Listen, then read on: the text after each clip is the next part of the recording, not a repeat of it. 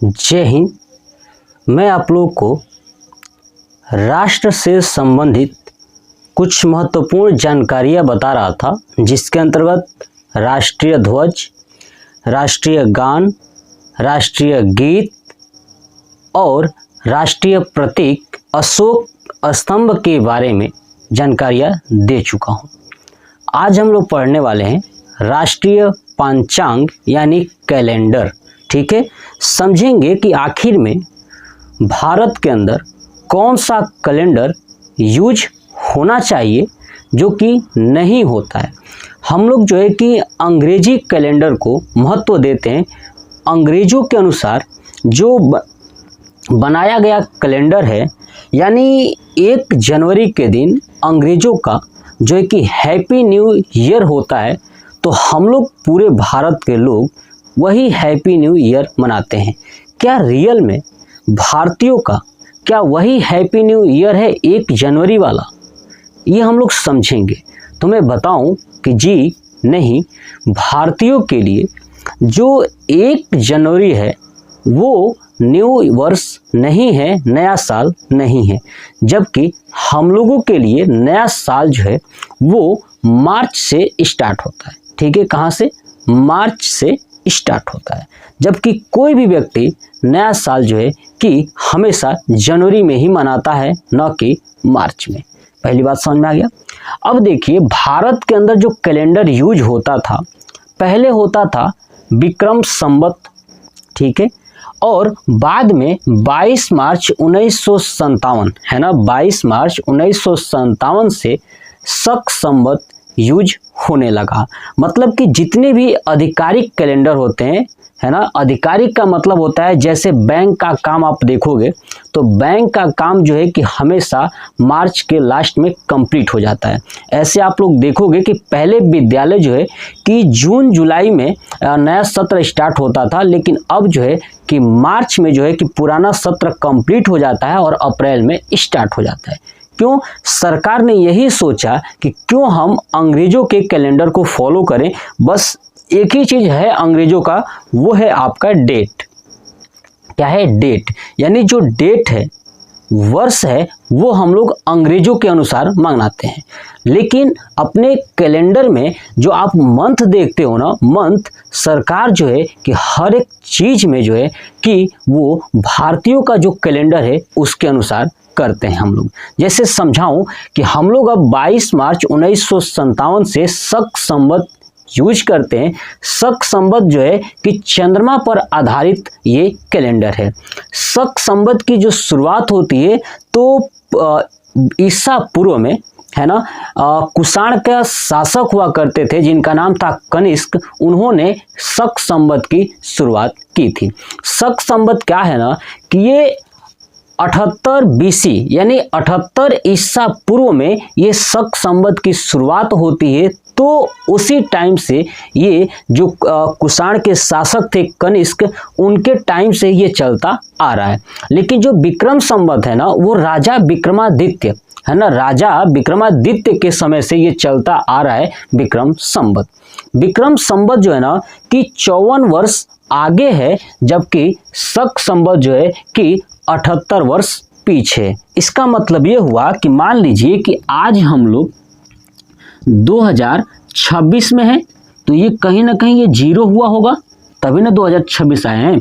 तो इसके पीछे जाएं तो 78 BC यानी पीछे 0 से भी पीछे अगर माइनस में जाएं 78 वर्ष पहले, तो वो आपका शक संवत था। लेकिन जब इसके बाद यानी यहाँ पे 54वें वर्ष में जब राजा विक्रमादित्य आए थे, तो उन्होंने यहाँ पे विक्रम संवत की शुरुआत की थी। अब भारत जो है कि शक संवत को मानता है, ठीक है, पहले विक्रम संवत को मानता था, लेकिन 22 मार्च 1957 से हम लोगों ने शक संवत को मानना स्टार्ट किया, जो कि 0 से पहले है। और 0 क्या था? 0 जो है कि आज 2026 जो चल रहा है वो 0 के अनुसार है। यानी हम लोग जो है कि हमको हमारा कैलेंडर किसके अनुसार होना चाहिए? ये शक संवत के अनुसार होना चाहिए, जबकि ऐसा नहीं है। आप देखोगे कि शक संवत और ये है ना विक्रमादित्य वाला नहीं, विक्रम संवत के बीच का जो डिफरेंस है ना, ठीक है, तो आप नोटिस करोगे कि 8, ठीक है। अब ये देखिए, ये 57 वर्ष है, ठीक है। तो 57 वर्ष का अंतर है इनमें, ठीक है। तो आप देखोगे तो लगभग 135 वर्ष का आपको डिफरेंस मिलेगा, ठीक है। तो 57 यानी जो विक्रमादित्य थे वो 57 वर्ष है ना, उनका जो कैलेंडर है वो 57 वर्ष आगे चलता है, जबकि शक संवत का यानी कनिष्क का जो कैलेंडर है वो 78 वर्ष पीछे चलता है। समझ में आ गया। तो हम लोग जो है कि शक संवत को मानते हैं, ठीक है। ये बात आपको समझ में आ गया कि राष्ट्रीय जो पंचांग है यानी कैलेंडर है आज के डेट में भारत में शक संवत पे आधारित है, ठीक है। अब देखिए हम लोग का जो शक संवत के अनुसार ना मार्च में स्टार्ट होता है, तो ये मार्च को बोलते हैं हिंदी में चैत्र। क्या बोलते हैं? चैत्र। क्या बोलते हैं? चैत। और गांव देहात में तो चैत बोलते हैं ना, तो चैत यानी चैत, बैसाख, ज्येष्ठ, आषाढ़, सावन, भादो, कुवार, कुवार को अश्विन भी बोलते हैं, तो कुवार, कार्तिक, अगहन, पूस, है ना, माघ और फाल्गुन। समझ में आ गया। टोटल 12 हैं, वो भी मार्च से काउंट होते हैं। तो मार्च को क्या बोलते हैं?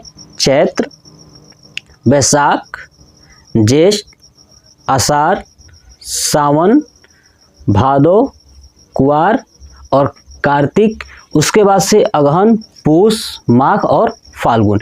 यानी टोटल ये 12 मंथ जो है कि हमारा शक संवत के अनुसार चलते हैं, जबकि अंग्रेजी कैलेंडर के अनुसार जनवरी, फरवरी, मार्च, अप्रैल, मई, जून, जुलाई, अगस्त, सितंबर, अक्टूबर, नवंबर और दिसंबर होता है, ठीक है। तो हमारा आपको समझ में आ गया कि हमारा जो नया वर्ष है वो कौन सा है, तो चैत्र से स्टार्ट होता है, जबकि विक्रम संवत का भी चैत्र से ही स्टार्ट होता है, ठीक है। तो अब आपको समझ में आया कि ये शक संवत यानी भारतीयों के लिए शक संवत है, ठीक है। और विक्रम संवत पहले हुआ करता था, ये बदल चुका है। अब देखिए आप ध्यान से मेरी बातों को सुनिएगा।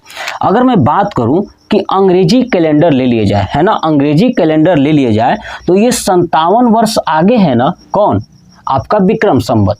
विक्रम संवत 57 वर्ष आगे है। तो सपोज करिए कि अगर हम लोग विक्रम संवत के अनुसार चलते, ठीक है, तो आज जो है कि 2026 के बजाय इसमें 57 ऐड कर दीजिए, ठीक है। तो 7 6 13 और 2 और 1 3, यानी हमारा चलता, ठीक है, 7 6 13 हो गया और 5 2 7 और ये हो गया 8, यानी 2083 में हम लोग चलते, ठीक है। अगर वही अपने शक संवत के अनुसार अगर हम लोग चलते तो 2026 में से अगर आप 78 घटा देंगे तो आपका आएगा 8, ठीक है, और यहाँ पे आएगा 4, ठीक है, और यहाँ पे 1948। कब? 1948 होगा। लेकिन ये पहले से ही अंग्रेजों का ये डेट चलता आ रहा है, वर्ष चलता आ रहा है जो 0 वाला है, 0 से, तो हम लोग वही लेके चलते हैं। लेकिन हम लोग अपना सरकारी जो भी कागजात होते हैं ना वो हमेशा मार्च में ही कंप्लीट किया जाता है। जैसे आप बैंकिंग का देखोगे, बैंकिंग का मार्च में कंप्लीट हो जाएगा, अप्रैल से नया स्टार्ट हो जाएगा। स्कूल का भी मार्च में कंप्लीट हो जाएगा, अप्रैल से नया सत्र स्टार्ट हो जाएगा। लेकिन हम इस वर्ष को बदल नहीं पा रहे हैं, ठीक है, और न ही कभी बदल पाएंगे। एक जो चलता आ रहा है वही चलता रहेगा, ठीक है। तो ये था हमारा राष्ट्रीय पंचांग यानी कैलेंडर कौन सा चल रहा है, ठीक है। तो आप इसका स्क्रीनशॉट ले लीजिएगा और कमेंट बॉक्स में बताइएगा कि आपको ये वीडियो कैसा लगा। जय हिंद।